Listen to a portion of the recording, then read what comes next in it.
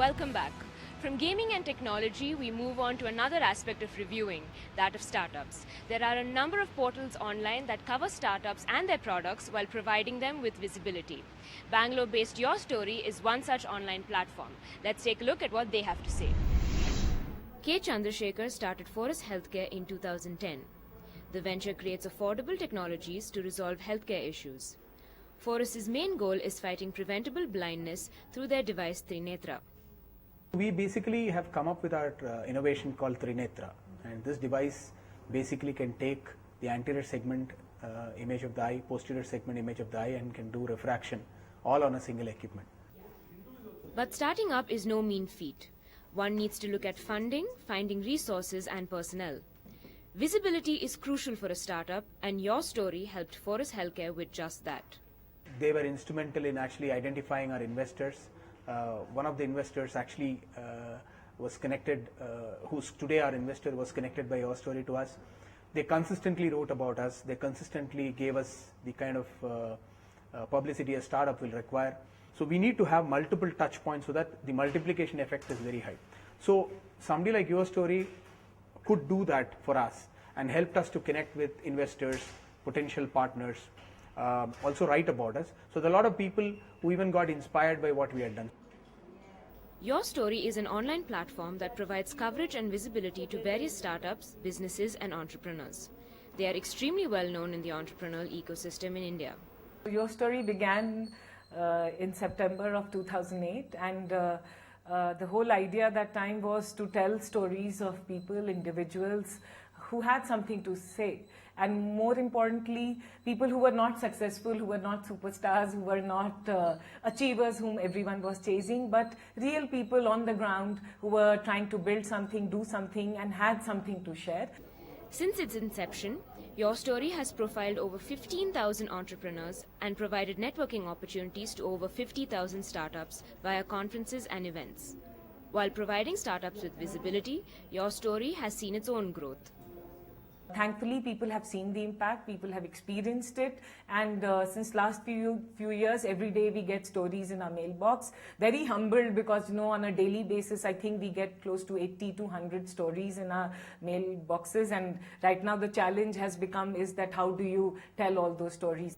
Despite the multitude of coverage requests pouring in, Your Story remains unbiased towards all startups, never focusing on scale, sector or domain. The whole premise of Your Story was that, it's our job to go and find that interesting story inside you. And we really believe that all of us have interesting stories. So we don't discriminate that, hey, this one will become $1 billion unicorn venture, so we should just cover this. In fact, we want to go and talk about a story which everyone thinks is not going to be successful, and because we think that there is a spark and we should nurture that. 7 years in the industry was not all smooth sailing for Your Story. But Shraddha believes that there has been a change. People are now more accepting and supportive of startups and entrepreneurial ventures. There's a lot more money, a lot more people like you who were entrepreneurs just 5-6 years back. People who've started, they've become angel investors and they're putting money back in the startup ecosystem. And I think those are amazing, interesting trends. And I think a little more, I wouldn't say that we have completely changed, but a little more acceptance of failure has come in because people have started talking openly, people have started conversing openly. So I would definitely say that it's a great time, like honestly, great time because the acceptance, your starting line of starting up is much ahead than where it was earlier. And I think all of us should once in a life do a startup.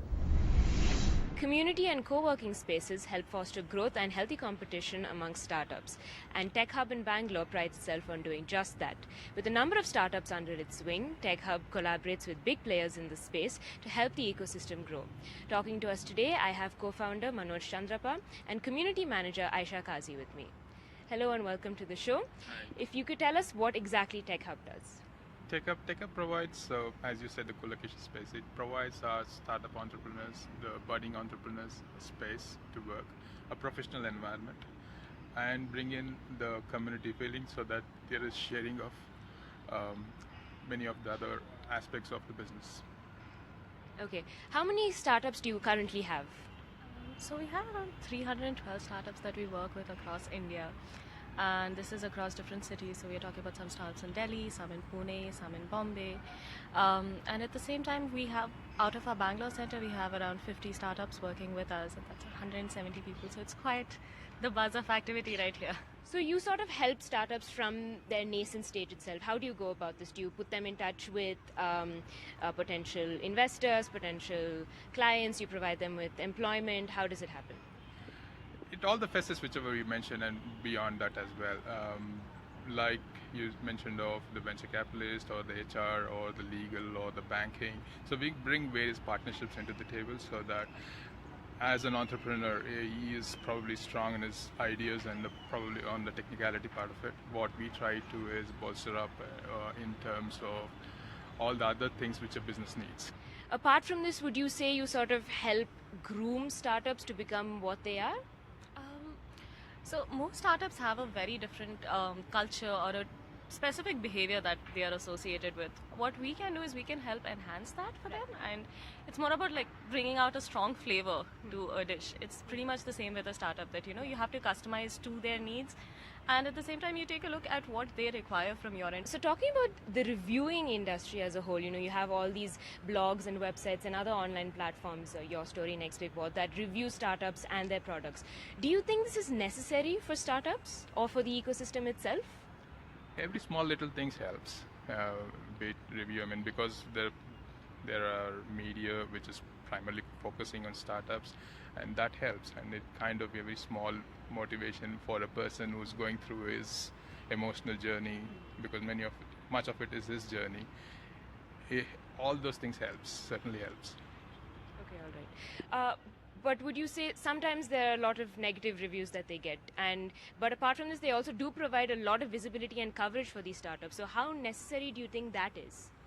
I think so. You need to take that with a pinch of salt in terms of if there is negative reviews. But most of the time, I think so. Though it's an emotional journey, people do understand what to take it and what to work on positive. If somebody is given a negative review, probably there is something which they can delve into. They can reach out to us as to this other review comments, and we try to give them proper coaching, mentoring as to what to disregard, what to really work on your product so that it enhances your product, and finally, end result, you win. That's the whole goal. Going back to the reviewing industry, is there something that you see that's wrong with it, something that they're not doing right? You think some of them are too harsh on startups, some of them don't provide the right kind of coverage?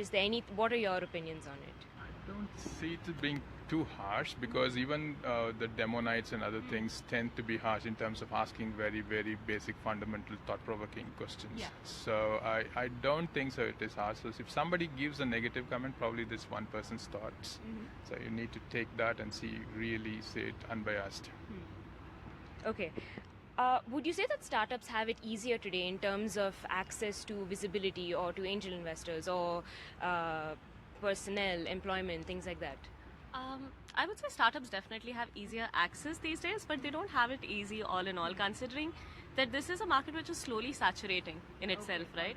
Everyone wants to have a startup. It's a new buzzword. Everyone wants to do something around a startup, which means that the sheer number means that while you have a lot going for you in the ecosystem, it's also that many people that you're lobbying against at the same time. Thanks to both of you for joining us.